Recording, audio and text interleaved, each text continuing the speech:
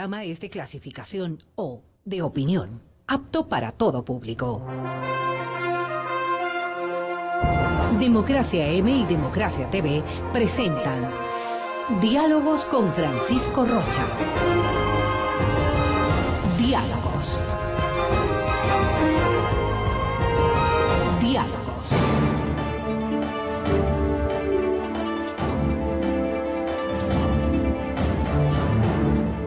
Buenas tardes, amigos. Estamos encontrándonos para iniciar diálogos. Está con nosotros el doctor Arturo Moreno Moscoso. Él está Moscoso, ¿no? Sí. Moscoso Moreno. Moscoso Moreno. Estaba cambiando. Este día amaneció cambiando nombres. En la mañana también a la doctora Hervis, no sé por qué, le decía María José y es María La Paz. Es que su prima es María José. La que era que fue reina de Quito, ¿no? Bueno, bienvenido, Arturo. Gracias. Eres politólogo, abogado, comentábamos que tiene una consultora política también, cosa que es interesante en un país que es de mucha actividad política y con algunas sorpresas. Dos temas nos invitan a reflexionar, Arturo, que es la institucionalidad como primera parte y después de esta institucionalidad para poder tratar el tema de la Comisión Anticorrupción, esta institucionalidad y cómo el mundo de la política puede o reforzar la institucionalidad o deshacerla, ¿no? Bienvenido, buenas tardes. Buenas tardes, gracias por la invitación, un honor estar aquí en esta radio y mi solidaridad frente a los ataques que he recibido por parte del poder. Siempre una prensa independiente es incómoda al poder, ¿no? Y justamente esa es una de las grandes o graves falencias que tiene la institucionalidad ahora en el Ecuador, ¿no? El tema de la libertad de expresión se ha convertido en una mala palabra y realmente la ley orgánica de comunicación pues es un ente que en lugar de ayudar al desarrollo de la libertad de expresión, lo limita de una forma terrible. Pues vaya entonces mi solidaridad con ustedes, con Gonzalo Rosero. Y bueno, este es un tema complejo porque nuestra Constitución es llena de derechos, ¿no? Es una Constitución muy novedosa y muy completa en la parte dogmática. Pero aquí cabe la frase de lo que se hace con la mano se borra con el codo, ¿no? Porque en la parte ya práctica del tema, primero tenemos una constitución que refuerza el hiperpresidencialismo, ¿no? De una forma exacerbada. Se criticaba la constitución de 1998 como hiperpresidencial, pero esta le gana por todas partes, ¿no? Sobre todo por la construcción de este pseudo poder, el de participación ciudadana y control social, que se ha convertido en un brazo más del Ejecutivo, y más que del Ejecutivo, del mismo gobernante, ¿no? En donde vemos a gente afín al partido de gobierno decidiendo quiénes son las autoridades que van a controlar ese mismo gobierno. Es una cosa de locos. Entonces tenemos que todos los organismos autónomos, que deberían ser autónomos de control, como Contraloría, superintendencias, la misma Defensoría del Pueblo, se llenan de personajes afines al gobierno, lo que ha incidido en una falta de transparencia en el gobierno, una opacidad en la contratación pública y una impunidad a la final que hay dos temas. Primero, esta afirmación suya de que la parte dogmática está bien hecha. A mi criterio, digo, las utopías no se ponen por escrito para poderlas conseguir. Bueno, la Constitución debe tener algo mucho más concreto de un pacto social, ¿no? Sí, evidentemente hay el pacto social. Lo que pasa es que la Constitución tiene una parte de deber ser, ¿no? La aspiración mayor. Exacto. Entonces, evidentemente eso no se puede lograr, es un ideal, es un tipo ideal de normas y derechos que deberían cumplirse, y hacia eso se debe trabajar. Entonces, yo no veo mal que sea tan, como usted dice, tópica. Sí, está bien, creo yo. Poco larga tal vez, pero bueno. Lo que pasa es que el problema es que eso queda todo en la nada cuando tenemos el desarrollo de la desarrollo, claro. Se y sobre contradice y después del desarrollo de la legislación. Ya la práctica es lo grave. Entrando en la materia ya judicial, los fallos de los jueces no se compadecen con las disposiciones constitucionales. Tenemos una constitución que señala que las normas de derecho internacional, que sean más favorables a derechos humanos, prevalecerán sobre la normatividad nacional. Y eso, los jueces es como que no existiera. Y esto ¿Es posible que no los conozcan? No, no creo. No. O sea, un juez, se supone que pasan exámenes. Dentro de esos exámenes está una parte constitucional. Y, o sea, eso es algo que cualquier abogado medianamente leído sabe y conoce, ¿no? En base a este concepto de que un abogado medianamente leído conoce, entonces, claro, se optó porque el amparo constitucional, ¿no es cierto? Esto de acudir a un juez, se puede transformar cualquier juez en juez constitucional. Claro, que es un riesgo, ¿no? Claro. Que es un riesgo porque El 95% de los porque casos estamos viendo sido que los jueces no conocen no conocen o no quieren conocer, que esa es otra cosa también hay que podríamos ver claro, desde el punto de que vista conocen, político, pero que se declara, tapan los ojos para hacer lo que les ordenen, ¿no? Claro. ¿Eso genera inseguridad jurídica? Por supuesto, hay una inseguridad jurídica terrible.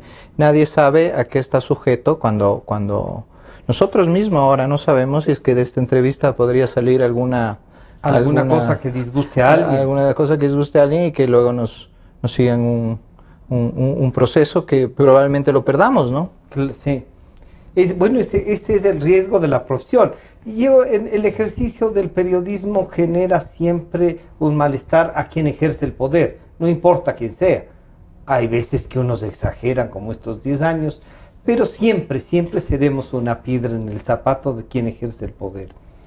En este esquema, la libertad de expresión, el día de ayer era el Día Mundial de ella, aquello de querer imponer unos contenidos. No sé si usted ha visto el tema o ha seguido el tema del juzgamiento a 7 medios. ¿Cómo no? ¿Pasa por qué? ¿Por falta de institucionalidad o demasiada institucionalidad controlándonos? Y ahí está la Supercom. Claro, el problema con la Ley Orgánica de Comunicación y con la Supercom es que viene un tema de entendimiento de lo que es la verdad. ¿Quién es el dueño de la verdad? ¿El presidente de la República? ¿El superintendente de comunicaciones? ¿Quién dice que está bien o que está mal? ¿Sí? Por eso el problema de regular a la prensa. La prensa produce información desde su óptica. Todos tenemos un sesgo, todos tenemos una óptica y una forma de ver las cosas, que no necesariamente cuadra con la óptica de quien ejerce el poder o del de al lado. Sí, entonces, pero no es que yo tengo razón, usted tiene razón, eso simplemente se va dilucidando conforme se van analizando los hechos. Lo que importa son los hechos, al final a eso vamos, ¿no? Yo como académico, cuando analizo, cuando investigo y analizo, pues a lo que tengo que regirme son los hechos. Evidentemente todos tenemos un poco de sesgo, pero siempre hay que estar agarrado de lo fáctico, ¿no? En este caso en particular, tenemos un pseudo reportaje, primero de un diario que es totalmente parcializado al kirchnerismo en Argentina. Tiene una posición política. Tiene una posición política clara, lo que ellos llaman el famoso periodismo militante, que a mí me parece un oxímoron, porque el periodismo no debe ser el periodismo debe ser militar por la libertad de expresión y porque se conozca el pensamiento de todos, por el pluralismo y sobre todo la tolerancia, ¿no es cierto? Y ya agarrar una posición política de entrada ya le quita objetividad absolutamente, y si le quita objetividad también le quita credibilidad. En este caso en particular, tenemos una periodista que además no había producido nunca un periodismo de investigación y de pronto lanza un artículo que de dónde habrá sacado la información. Todo está por verificarse. ¿Sí? Y claro, si uno recibe un pedazo de información de un medio de esas características, pues evidentemente lo va a tomar con pinzas. o ni siquiera se va a preocupar de lo que diga una periodista militante en un medio militante. Es una cosa, claro, y que de eso se agarren para ahora sancionar a los medios es una locura y demuestra la poca independencia y el poco respeto de la libertad de expresión que tienen los organismos de control, que no debería ser controlada la libertad de expresión que tiene este gobierno, lamentablemente. Y usted topó un tema que es la objetividad. La objetividad, ahí yo le diría, y también esta objetividad es de parte de quién, pues. Porque claro, si yo puedo ser objetivo desde mi formación, desde mi conocimiento, desde mi propia historia. Yo prefiero, por ejemplo, que un diario como en Europa diga soy liberal, o soy conservador, o soy socialista. Claro. Y de hecho están. Y se escribe desde ese punto de vista. Exactamente. Y eso no pierde la objetividad. Una ideología. Pero no es que sea militante del partido, pero tiene una posición política. Exacto. Choca con los derechos constitucionales, con la institucionalidad, daña la libertad de expresión, eso. En el aspecto, en el aspecto de que la prensa tenga una línea política, para nada, pues, o sea, la prensa tiene un lineamiento, todos tenemos un lineamiento ideológico, eso es un tema personal, y los dueños de un medio lo tienen. El dueño de un medio puede decidir quién escribe y quién no es un medio, eso no es censura, porque una persona puede escribir en cualquier, si yo no concuerdo con lo que dice un medio, me salgo y me voy a escribir a otro, así de simple, e igual pueden hacer, si a mí me dicen, mira, no creemos que tu posición sea la de la que lleva a cabo el medio, pues deje de escribir. Choca ¿no con la línea editorial del medio. Exactamente, y eso no es necesariamente censura, eso es una mala interpretación de lo que es la censura. Entonces, ¿qué entendemos por censura entonces? Censura es evitar que alguien diga algo. Eso es censura. Evitar que yo diga lo que tengo que decir aquí en este espacio o en mi columna de opinión o en mi blog, eso es censura. Pero si a mí nadie me impide decirlo, pues ya no hay censura, ¿no? Y ahora sí, un tema que además lo habíamos conversado telefónicamente es de la Comisión Anticorrupción.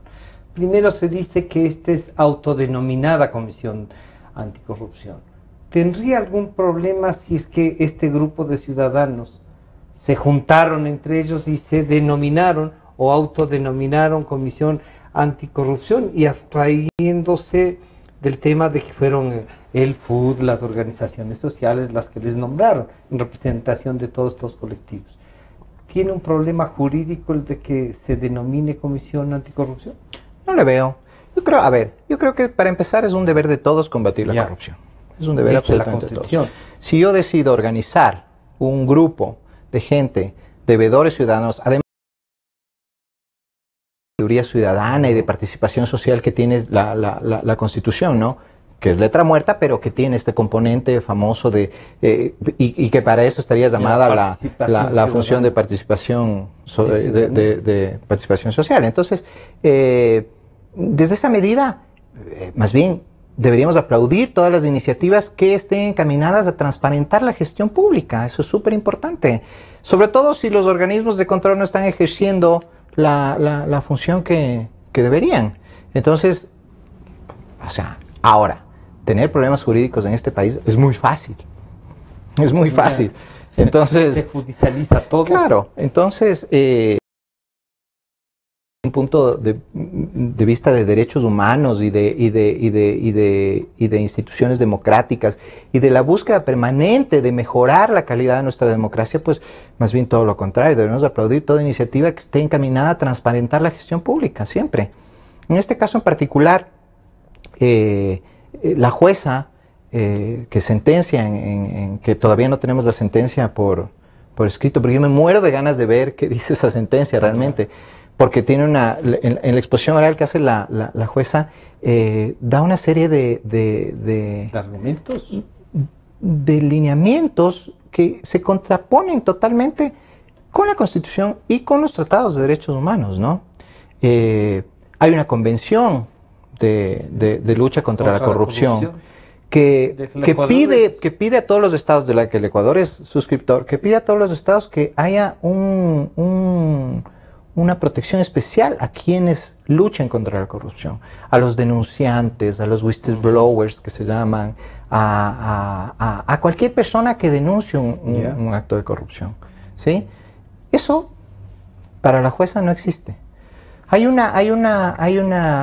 disposiciones de la Corte Interamericana de Derechos Humanos, convenciones de la OEA, que determinan que el honor de los funcionarios públicos está limitado por el mismo hecho de ser funcionario público, porque se merecen un escrutinio mayor de su... ¿Por qué? Mientras no sea un tema personal. Exacto, mientras no sea un tema... Incluso a veces temas de vida privada. Yeah. Si es que hablábamos el otro día sobre el tema que un poco tal vez vendría al caso, de la exclusión de una articulista de un medio digital. Yo creo que si ella como funcionaria pública, ¿no es cierto?, aparece en una foto con alguien que al medio le parece cuestionable, yo no digo que sea así, ni mucho menos, ni comparto siquiera esa idea, pero al medio le parece cuestionable. Tiene el medio todo el derecho de pedir explicaciones, creo yo. ¿Y por qué? Porque no es un tema de la vida privada de esta... No, sino del cargo que ejerce. Claro, el cargo que ejerce. Hay un personaje cuestionado. Explícanos qué relación tienes. Es como yo un poco argumentaba, un poco caricaturizando esta situación. Es como que un funcionario público, el alcalde de cualquier ciudad, aparezca abrazado con un miembro del Cartel del Sol, porque es el mejor amigo. A ver, pero espérate un momento. No es mi vida privada, ellos son mis amigos. No. Aquí tú eres un funcionario público. El alcalde de tal ciudad. Explícanos la relación con este señor. No estamos metiendo en tu vida privada. Explícanos. Entonces, es un poco hay un hilo así muy frágil. Yo no veo tan frágil. Yo creo que más bien es... Además, hay que tomar en cuenta que hay un principio que es el principio en derecho penal. Yo no soy penalista, pero hay un principio en derecho penal que es el indubio pro reo. Uno tiene que aplicar las normas que sean favorables, menos duras con el reo. En este caso se hace todo lo contrario. Se busca la pena más fuerte. ¿Para qué? Para dar miedo, para causar miedo, para dar lecciones a los demás, para mandar un mensaje. Exactamente. ¿Qué es lo que se está buscando con eso? Y ahí volvamos al tema de la jueza. Se dio el proceso, la señora juez instaló la sesión de juzgamiento, ya la última, y leyó la sentencia. Ahí pidió la palabra el doctor Ulloa y dijo pues que... Ese es otro tema muy grave en donde se palpa la falta de institucionalidad en cuanto a la división de poderes, a la independencia de poderes. Tenemos un tuit del presidente electo, el licenciado Moreno, al contralor, que es el que va a controlar el gasto público de su gobierno, ¿no es cierto?, porque acaba de ser reelegido, pidiéndole que desista de esta acción. Y él desiste de la acción penal por el pedido, y lo dice expresamente, por el pedido del presidente. ¿Qué independencia hay ahí? No, pero que además el honor sobre el que estaba reclamando frente a un pedido se retira. Además, claro, claro, es relativo, es relativo entonces, así va a ser siempre. El contralor va a dejar de investigar, de promover causas cuando le pide el presidente. Eso es lo que nos está anticipando. ¿O qué? O sea, eso nos da la medida de esta pérdida de líneas claras entre quién es el jefe de gobierno, quién está llamado a controlarlo, quiénes son los funcionarios que tienen que vigilar el ejercicio público. No hay, es toda mezcolanza, todos son amigos. Va el fiscal electo a la transición, a la reunión del partido. O sea, no guardan ni las formas, es terrible. Y eso es preocupante porque ¿qué clase de gobierno vamos a tener con Lenín Moreno, no? En este mismo acto del juzgamiento, la jueza, entonces, usted decía, estoy esperando la sentencia. Pero si ya no hay sentencia por el perdón, ¿o cómo nos explica eso? No, pues es que ella sentenció. Y eso es lo más grave. Y eso es lo perverso de esto. Primero, porque el perdón, desistimiento... Arturo, primero dijo que desistía apenas reciba la sentencia y decidió después, en virtud de cómo reaccionó la ciudadanía, dijo que desistía ese rato. No, pero permiten que la jueza sentencie. Eso es lo perverso del tema. Queda el precedente jurídico asentado porque la sentencia existe y la jueza ya sentenció y tiene que luego emitir su sentencia motivada. Esa tiene que emitirla de cajón. Le guste o no. Sí, le guste o no. Y el desistimiento de la acción penal lo hace posterior el abogado del Contralor, sí, pero ya quedando la sentencia en firme, ¿no? Entonces... y aquello de que tenían que notificarles y todo eso. Es que la notificación tiene que venir con la sentencia por escrito, para que ellos puedan tomar las medidas del caso. Y además hay una confusión, sí, hasta ya de temas de conocimiento penal, porque ni siquiera está clara, yo que no soy penalista, un poco me llama la atención, porque ni siquiera está clara el delito porque se les juzga, ¿no? Primero es la calumnia, ¿sí? Entonces, la calumnia es la imputación de un tema individual, privado. Sí. Y luego está el tema de la falsa imputación, cuando se declara la sentencia, una denuncia como maliciosa y temeraria. Entonces, ¿es por eso que le está sentenciando o es por la calumnia que le está sentenciando? Porque si es por la denuncia declarada maliciosa y temeraria, debería haber el consentimiento de los comisionados para aceptar el desistimiento de Poli. Y esos, hasta donde yo he escuchado, no van a consentir. No van a consentir en eso. Cuando ya hubo un primer intento el día anterior al juzgamiento, en el que les preguntaron y ellos dijeron que no. Claro. Que no necesita una especie de conciliación. Claro, entonces lo que yo quiero ver en la sentencia, ver cómo reduce todas estas falencias, tanto de consideración de temas constitucionales como de derechos humanos, como de normativa internacional de derechos humanos, y también cómo va a conciliar el tema de la denuncia del Contralor y todo. O sea, va a ser o sea, me muero de ganas de ver, porque quiero... Es una pieza que hay que estudiar. Sí, entonces, claro. Pero hay de lo que no se debe hacer, ¿no? De lo que no se debe hacer. ¿Hay un rompimiento constitucional o no? Uno así ya analizado como el ejercicio pleno, es decir, vamos a estudiar este caso. Usted, Arturo Moscoso, con sus alumnos vamos a estudiar este caso. ¿Usted encontraría que hay violación a la Constitución, violación a convenios internacionales y tratados? Claro, por supuesto. ¿Qué nomás se encuentra ahí? Claro, o sea, hay la violación de... Primero, creo que habrá que ver cómo sustenta la sentencia escrita, pero si no se aclara por el delito del que están juzgando, va a haber una violación ya de la norma jurídica, de la norma jurídica penal. Aparte de eso, hay de hecho...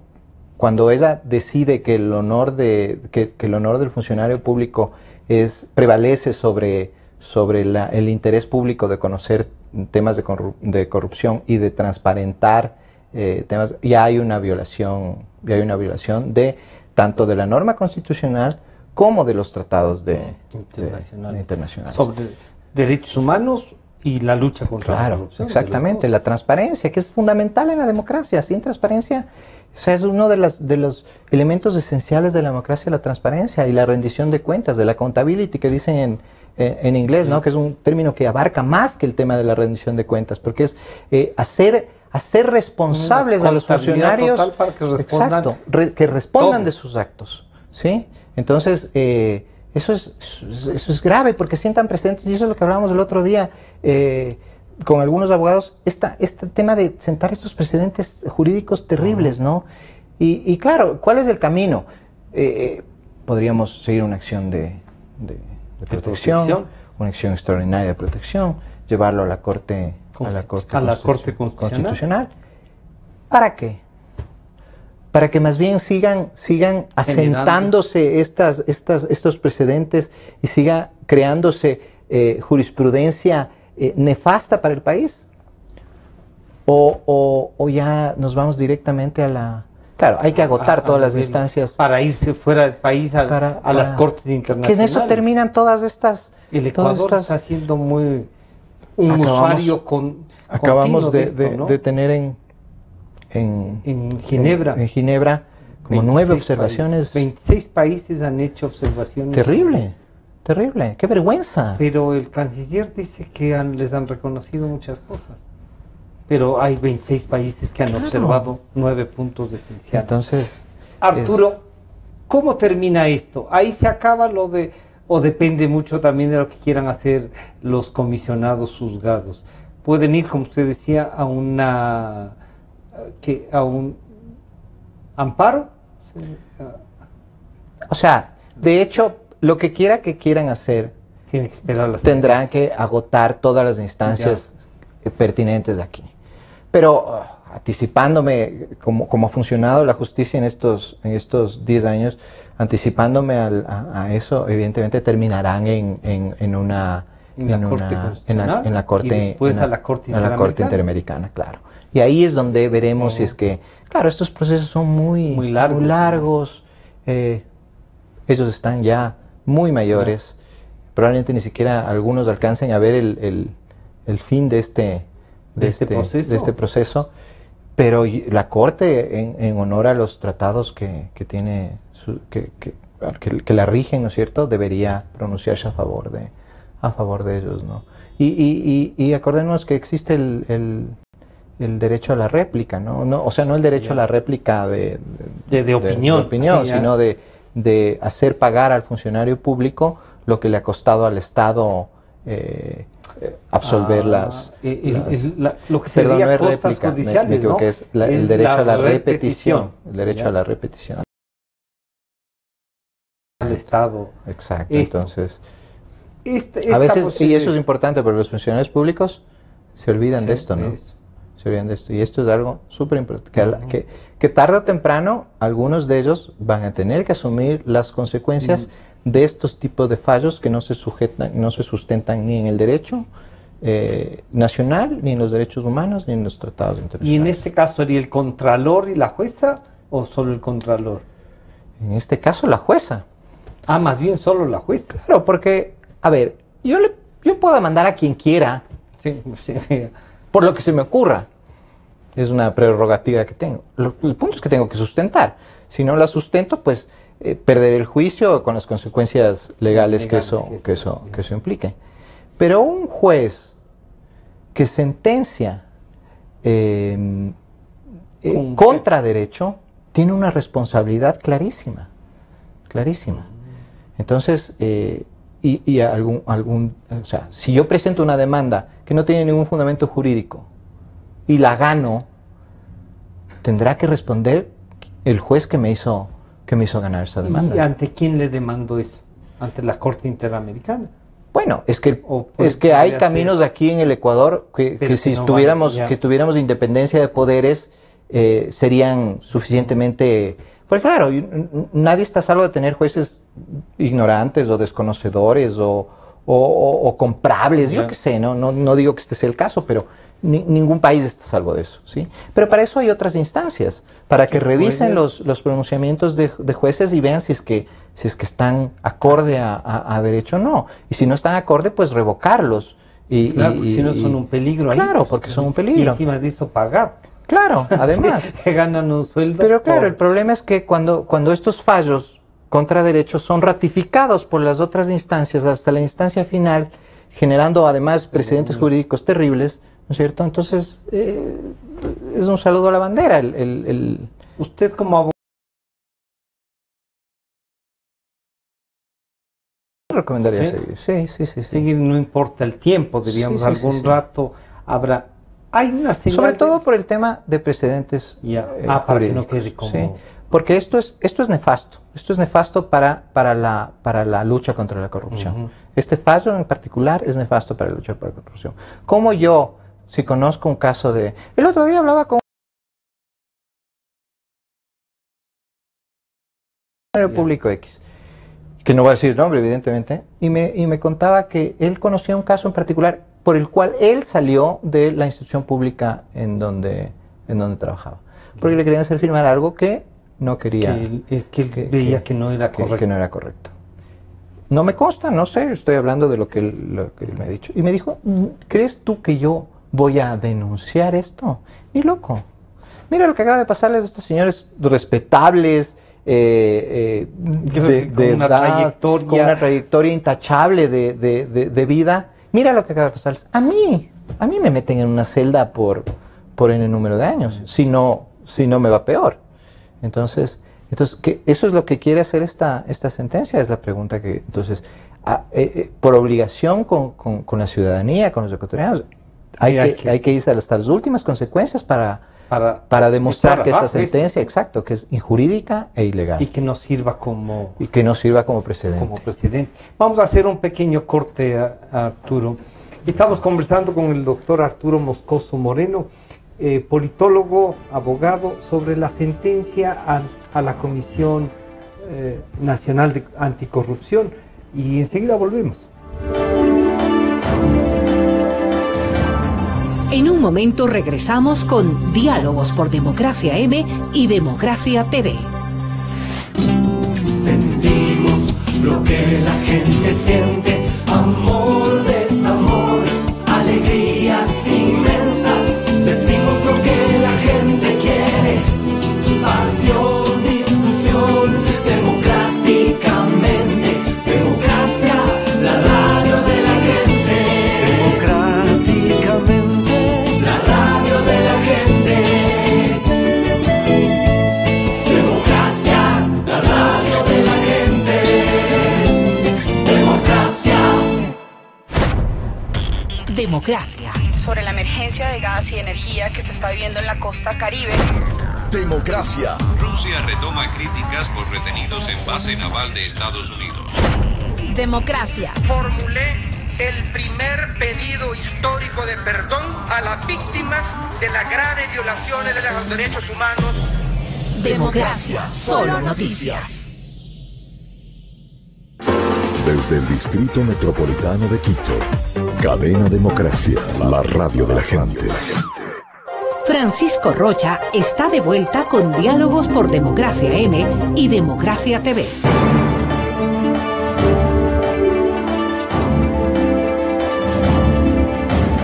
Estamos de regreso con el doctor Arturo Moscoso Moreno, politólogo y abogado. Estamos analizando la sentencia de la jueza Matamoros en contra de la Comisión Nacional Anticorrupción.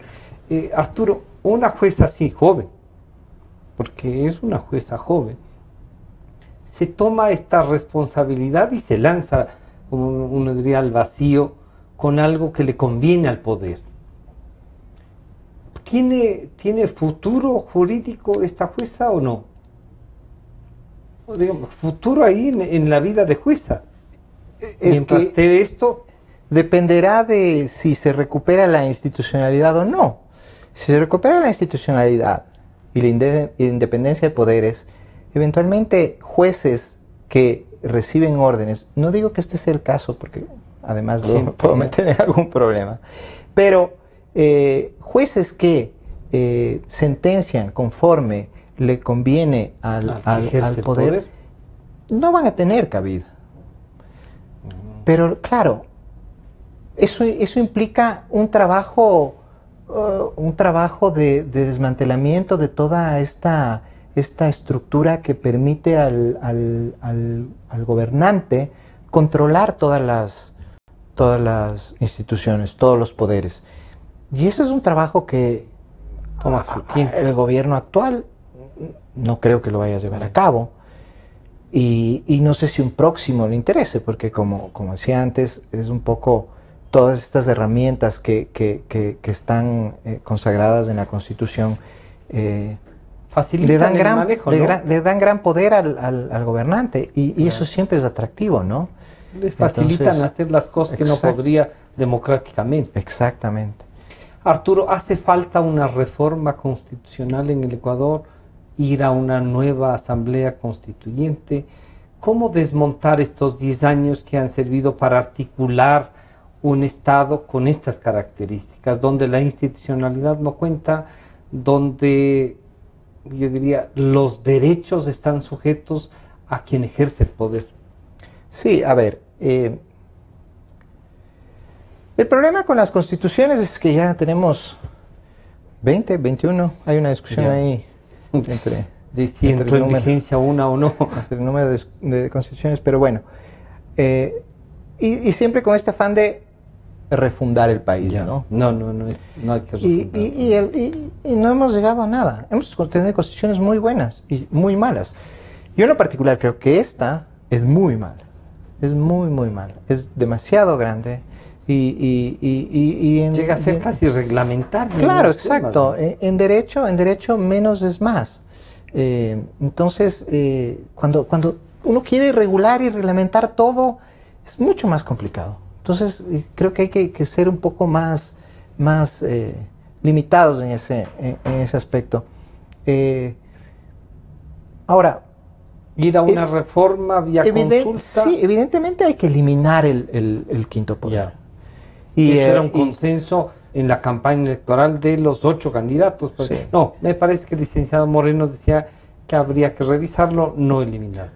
Sí, y no creo que insiste en eso. Al menos no. Pero sí, eliminarlo y volver a la selección de funcionarios que manejen los organismos de control a través de la asamblea o congreso. Si es que... Sí, o sea, creo que es lo más lógico y lo más justo, sin que implique eliminar un sistema de concurso y de méritos, ¿no? Porque creo que es importante también mantener que lleguen que en los propuestos lleguen candidatos los mejores. De los mejores. Sí, pero ¿quiénes son nuestros representantes? Nuestros representantes son los asambleístas.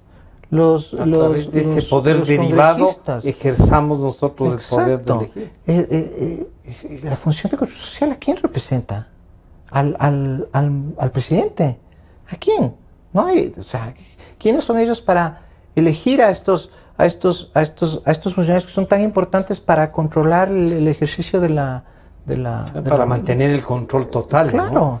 Entonces, a ver, ¿qué eso significaría reforma constitucional? ¿O puede ir por una consulta? Es decir, elimina usted el quinto poder del Estado, pero ahí le van a decir, verán que como es una reforma estructural del Estado, ¿necesita qué? Asamblea Constituyente. Hay formas. ¿Sí? Hay formas de... yo creo que sí podría hacerse mediante una consulta popular. Incluso entre las propuestas de Guillermo Lasso estaba la posibilidad. Yo incluso revisé alguna vez cómo se iba a plantear esto y tenía lógica la propuesta de ir vía reforma, de ir vía no reforma sino consulta, ¿no? Consulta. Y ahí vamos a toparnos con la Corte Constitucional. Es que a eso voy. Esto no va a llegar a ningún lado mientras la Corte Constitucional siga conformada como está conformada. Entonces, y es un círculo vicioso, lamentablemente, claro, porque es un sistema de autoselección, ¿no? Que van se van entre ellos mismos nombrando y manteniéndose en los cargos y claro, no un sistema de cooptación, claro, de militancia. Exactamente, ¿sí? Exactamente. Entonces, claro, o sea, se puede plantear muchas formas de lograr recuperar la institucionalidad en el país y la división de poderes, pero se quedan solo en propuestas si no hay un verdadero cambio en quienes están llamados a vigilar porque la democracia sea lo que prevalezca y no los intereses de un partido o de un gobernante, ¿no? Arturo, si usted tuviese la posibilidad, ¿qué partes de la Constitución, esta que en parte lo de las garantías sí le gustan, el otro desarrollo no? No me gusta tanto. ¿No? No me considero neoconstitucionalista, sí, como dicen ahora. Sí, pese a que sí me considero un poco ius naturalista. Yeah. También soy un poco kantiano en el tema, ¿no? El de deber ser y y la moral del ser humano, ¿no? Del ser humano como fin en sí mismo, ¿no? Ya me puse filosófico, pero en todo caso, a lo que voy es que me parece un poco peligroso dejar a cualquier juez decidir sobre derechos humanos. Ya. Porque pasan estas cosas. Claro, tiene que haber una especialidad. Entonces, sí creo yo que hay que limitar un poco eso. Suena muy bien que los jueces siempre tengan que tener presente que lo que prevalece son los derechos humanos para cualquier decisión que tomen, pero lamentablemente eso se presta también para cualquier interpretación antojadiza que puede arrojar precedentes jurídicos terribles para cualquier país, ¿no? Hay algunas personas que dicen, no necesariamente abogados, que dicen, si no tenemos una constitución que nos ayude para administrar la justicia bien y que deje claro a través de las leyes, no de la constitución, qué se ha de aplicar en qué, no es correcto. Entonces necesitamos una constitución, no para refundar, sino que conduzca la otra legislación. ¿Funciona así? Sí, podría. Es que, Francisco, yo te insisto, cualquier idea que tengamos, vale. O sea, se la puede trabajar, se puede dialogar, se puede... Pero si es que no hay la voluntad de la otra mitad, porque a la final este país está dividido ahora en dos mitades, ¿no es cierto? Si no hay la voluntad de la otra mitad, no vamos a llegar a ningún lado. No a ningún lado. Entonces, si creemos que la justicia... si el un lado cree que la justicia funciona perfectamente y el otro lado cree que no, pues no va a haber ningún acuerdo. Entonces yo creo que hay que un poco trabajar en eso. No sé si Lenín Moreno sea capaz de llevarnos a ese diálogo, ¿no? Pero a veces podría necesitar Lenín Moreno que les llevemos ideas, que les llevemos propuestas. Por supuesto. Porque si él puede sentirse cómodo, 10 años han gobernado con esto, ¿por qué le hemos de pedir que cambie? ¿No? Entonces, y si les llevamos para el diálogo, es decir, a ver, estas son las propuestas, vamos por esta vía. Si nos damos el trabajo de recoger las firmas y plantear la consulta, que nos dirán, la Corte Constitucional, el Consejo, entonces no hay salida. No hay salida. ¿No? Claro. Salvo que... Y que la hoja de ruta es Venezuela, entonces. Salvo que los asambleístas logren un acuerdo, ¿no? Un acuerdo de dentro de la asamblea, dentro de la asamblea para viabilizar esta situación, ¿no?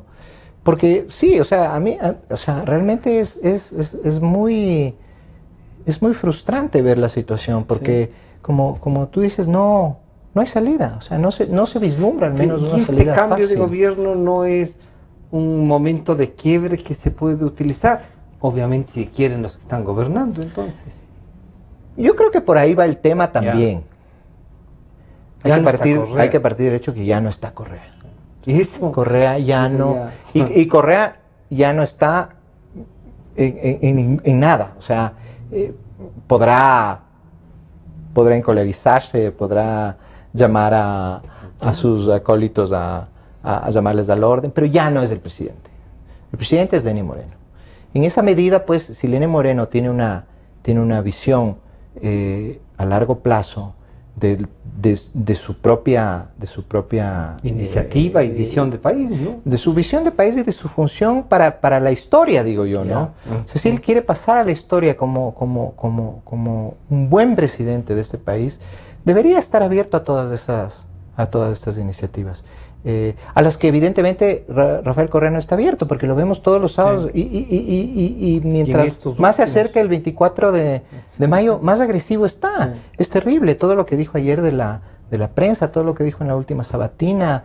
O sea, es una cosa terrible verlo así tan descompuesto. Y claro, yo me imagino que será un poco también por esta pérdida de poder, ¿no? Se acerca el fin.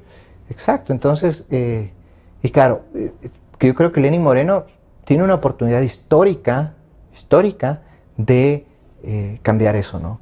De dejar la democracia. Exacto, de dejar de ser un gobierno de confrontación, de polarización y empezar a ser un gobierno de diálogo. Ok, ¿qué está mal? ¿Qué está bien? Veamos, vamos viendo, vamos analizando, vamos construyendo algo nuevo, algo de consenso. Es una oportunidad histórica.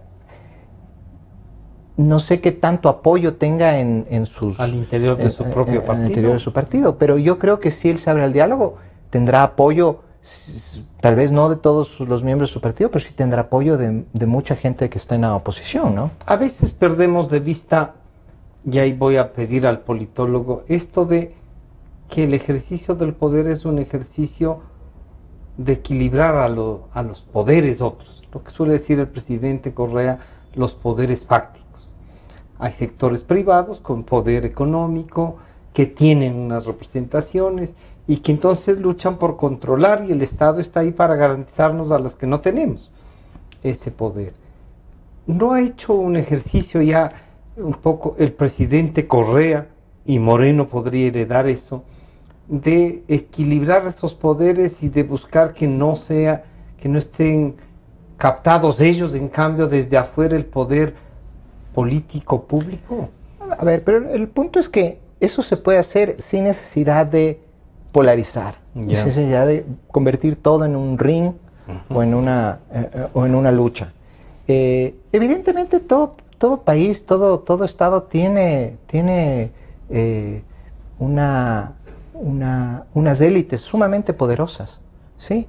Pero que no necesariamente son negativas para el país, porque son las que generan empleo, son las que traen inversiones desde fuera, sus propios recursos, o invierten sus propios recursos. Entonces, más bien yo creo que dar facilidades para que eso suceda, sin que implique descuidar, evidentemente, y yo en esto soy un poco seguidor de Rawls y de esa corriente del liberalismo, sin descuidar, evidentemente, a los menos favorecidos. O sea, el papel del Estado también tiene que ser un poco el de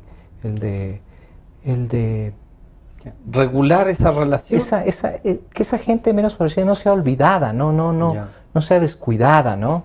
Pero por el otro lado, pues permitir que los otros puedan desarrollarse, porque eso a la final le hace bien a todo el mundo. O sea, no necesariamente que alguien sea muy rico quiere decir que es malo per se. Depende de cómo haya hecho la riqueza. Exacto, si alguien es muy rico es porque, evidentemente, dependiendo de cómo lo ha hecho, pero si lo ha hecho con su trabajo, con su esfuerzo, ¿no es cierto? O con el esfuerzo de sus padres, heredó. O lo heredó, no sé, eso no tiene nada de malo. Permite generar fuentes de trabajo, permite desarrollar tecnología, qué sé yo, un montón de cosas que van de la mano. Los grandes cambios tecnológicos del mundo, ¿quiénes los han motivado? Iniciativas privadas. Iniciativas privadas. Steve Jobs, Gates, ¿no es cierto? Y un montón de gente más que simplemente ha trabajado para un beneficio propio, pero a su vez nos ha traído beneficios a todos los demás. A todos los demás. ¿Qué diferencia hay, antes de la diferencia? Este socialismo del siglo XXI, hablando políticamente, ¿qué es? ¿Izquierda, derecha, populismo, el socialismo real que había tras del muro? ¿Qué es? Es una mezcolanza, yo creo que recoge un poco tiene un fuerte componente populista, que bueno, el populismo se lo puede encontrar en todo el abanico ideológico, ¿no? Pero tiene un fuerte componente populista, tiene un fuerte componente, creo yo, de ideas incluso un poco fascistas, creo yo, en el fascismo, en la medida de la reivindicación de lo nacional, de ese nacionalismo exacerbado, ¿sí? Que lleva incluso a la represión y a la... Sí, de ese también esa polarización, ¿no? Esa división de nosotros somos sectores, nosotros somos los animales nosotros puros. somos los buenos, nosotros somos más, ¿no? Los buenos somos más. Entonces esa polarización, también tiene mucho de la socialdemocracia, ¿no? Pero un poco mal entendida, ¿no? En este tema de que el Estado tiene que ser el gran actor económico, un keynesianismo, diríamos, exacerbado, y claro, o sea, y construido a retazos, ¿no? A retazos de todas estas propuestas socialistas que a la larga no han llevado a nada, ¿no? O sea, socialismo real, socialismo concebido en términos de los socialistas utópicos, menos todavía, pero si ya vamos aterrizando el tema en términos marxistas o incluso leninistas, no ha existido, ni creo yo que sea posible, que sea viable. O sea, no se han arriesgado ni siquiera a plantearlo, ¿no? No, claro. Pero en el discurso sí está. Claro, es que es un tema también de manejo de discurso, ¿no? También es un tema de manejo de discurso que evidentemente cala, ¿no? Cala de la mano con el tema populista, con el tema del carisma del líder. Sí, son una serie de elementos. Es desde la parte de análisis político es fascinante, ¿no? Preocupante también, evidentemente. María Paula Granda decía aquí, con un libro que ella publicó no hace mucho, El macho sabio, que del análisis del discurso del presidente Correa se podía ver el machismo, el sexismo y el racismo. Que esos han sido componentes muy fuertes que no permitirían que esto sea, ella decía, un socialismo. Sí, no, y es que yo hace mucho tiempo, cuando esto recién empezaba, escribí un artículo al respecto sobre el análisis que hace Humberto Eco en esto que él denomina el urfascismo, el fascismo ya después de posterior, ¿no? Y claro, él hace un análisis y hace un decálogo de características que tiene este urfascismo, este nuevo fascismo, ¿no? Y muchas de las características del gobierno podría ser o sea, calzaban, ¿no? El machismo, el sexismo, sí, la discriminación. Claro, los indígenas buenos son los que se acercan más a él y se acercan a la inteligencia.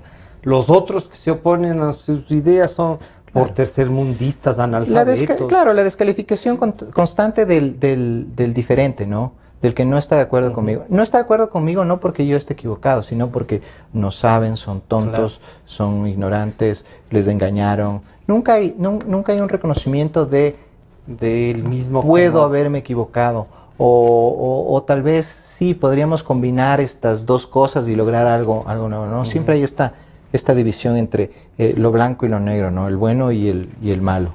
Arturo, estamos terminando, pero sí quisiera ver, ¿qué expectativas tienen los que estudian la política? O sea, los que hacen lo que nosotros hacemos en las mañanas, preguntamos públicamente, ustedes se preguntan ahí, ¿qué expectativas tienen de este cambio de gobierno? ¿Es un cambio, una continuidad? ¿Han visto ya algunas señales de que el licenciado Moreno gobernará y esto puede realmente tener un quiebre de rumbo? Ahí, Francisco, depende de cómo se muevan las frutas. Porque ahí viene un poco lo que a mí me encanta en particular, la teoría de juegos, ¿no? Ya. ¿Cómo va a jugar el otro? ¿Cómo va a jugar el otro el juego del poder, ¿no? En este caso, ¿qué va a hacer Lenin? ¿Y qué van a hacer los demás frente a lo que haga Lenin? ¿Qué va a hacer Serrano si es que es elegido va a ser presidente de la Asamblea? Oía que ya tienen problemas. Que había, no sé si es verdad, pero había un rumor de que parecía que no querían. Pero bueno, ¿qué va a hacer Serrano si es presidente de la Asamblea? ¿Qué va a hacer Glass? ¿Qué va a hacer la oposición? Entonces hay un montón de factores aquí. Y vuelvo a lo que dije antes. Si Lenín Moreno mueve bien sus fichas, puede hacer una presidencia histórica. Pese a los problemas económicos. pese a los problemas económicos. Porque si él logra un apoyo de la oposición para una reforma... ¿Le declararán traidor? Sí, pero ¿todos le van a declarar traidor? No, porque va a tener él también, la otra puerta, claro, o sea, puede mover sus fichas de una forma en que puede ser una presidencia histórica, creo yo. Si es que el licenciado Moreno nombra, por ejemplo... primero, parecería que el señor ingeniero Glass está un poco dejando el mismo para no ser responsable de lo que pueda pasar, quedándose al margen incluso de los nombramientos. Eso puede ser una estrategia, y esta mañana Santiago Basabe decía, ¿no? Vean, eso que él aportó para ganar, porque él estuvo hecho cargo de Manabí, Esmeraldas y Los Ríos, ¿no? Así es. ¿Ya hay ahí un abandono del vicepresidente? Puede ser, ¿sí? Puede ser, sí. O sea, yo lo escuché ahora a Santiago y sí, o sea, Glass tuvo un papel importantísimo en Manabí. ¿Qué es lo que le da el triunfo a Moreno? Manabí. Y un poco Los Ríos. Entonces, ahí hay un tema interesante, porque o él se está apartando o lo están apartando. Entonces, hay que también... Arturo, para terminar, sería, ¿el gabinete nos dará una primera visión de lo que puede pasar? Sí y no. En primera instancia, esto justo hablábamos ahora en una reunión que tuvimos de la mañana, el gabinete puede ser un gabinete de transición, puede ser un gabinete un poco para calmar los ánimos y luego empezar a poner las fichas realmente con las que yo quiero gobernar. Entonces, no necesariamente el gabinete actual es el gabinete que inicie el 24 será el que nos diga el tipo de gobierno que puede venir, ¿no? ¿Y será necesario que cambie todo el gabinete actual o no necesariamente? Desde mi óptica, todos. Sí, todos deberían irse. Y cuando dice todos deberían irse, acabamos de elegir una asamblea. También. Arturo, muchas gracias por venir, Francisco. Y esperamos seguir conversando sobre otros temas que ustedes, tanto en la universidad como en la profesión, vayan investigando. Esperemos que podamos volver a una política de ideas. ¿Será posible? Hay que trabajar en eso. Ha estado con nosotros el doctor Arturo Moscoso Moreno, politólogo, abogado y catedrático universitario, revisando qué nos viene, ¿no? Y usando lo que está pasando para un poco proyectarnos. Este programa estará a disposición de ustedes a partir de las 3 de la tarde, gracias a nuestros amigos de la 920 AM y al Facebook Live. Y además, el día de mañana tenemos una presencia para un poco de viernes de mayo. Estará la cantante Paulina Tamayo para ver su historia, su vida, su propuesta y cómo va a seguir. Hasta mañana entonces. Son las 12 horas con 59.